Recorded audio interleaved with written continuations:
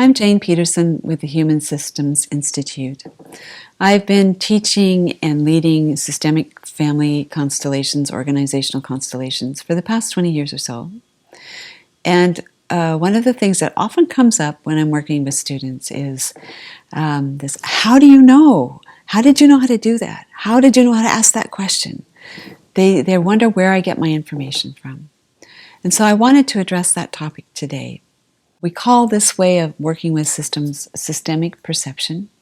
So it's a way of really sensing, feeling, hearing, seeing a living system, whether that's your client, whether that's you have a constellation set up on the floor, whether that's just your life, people and places and workplace. This is a really useful tool. It's a really useful way to be. So I want to share a little bit about that with you today. So one way to think about this, what seems like magic, first of all, it's something you can learn. And to make it simple, I've divided it into three aspects, three ways of bringing expertise to this idea of what's going on in this system, whether it's an individual, a workplace, a piece of work that you're doing, or your life. And the first part I would say is that you really do need to understand systems, how they behave, what they do, what common patterns they have that unfold over time. And there are some really great resources for that. Donella Meadows has a great little book called Thinking in Systems. This is kind of the cognitive mapping part of understanding systems. And in order for you to really know what you're looking at, you have to have some way to organize all that input, that data, around patterns that you can recognize and work with.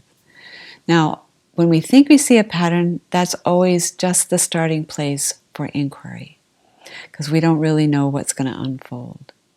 The ability to say, oh, maybe that's a triangle that I'm watching, or maybe this is an oscillating feedback pattern. Just those kind of simple models can help you really more quickly recognize what you're seeing when you're working with people. The second thing is, so that's something you can learn on a book. The second thing is this sense of embodied, felt sense, the implicit awareness that we have of what's going on in a system. So we get a lot more information into our senses than we remember or we consciously are aware of. But that information kind of rests with us in some way. And that's kind of what we call the felt sense that we have about a person or a system or a situation. And that embodied awareness, that felt sense of what is going on around me, is a really important part of systemic perception. Often, long before you can recognize a pattern, you can sense that something is happening. And that leads you to pay more attention, to be more aware. It's that feeling that something might be going on and then being able to work with that. Now, it's really helpful as you practice, as you facilitate or you're just engaged with people in life, that you be able to kind of get a knowing or a calibration around what those feelings you have might mean. So if you see a certain pattern and you have a certain body sense, you might go, I wonder if there's a triangle working here. That the boss, this employee, and the coworker, that there's something going on in this pattern that I'm not seeing so obviously.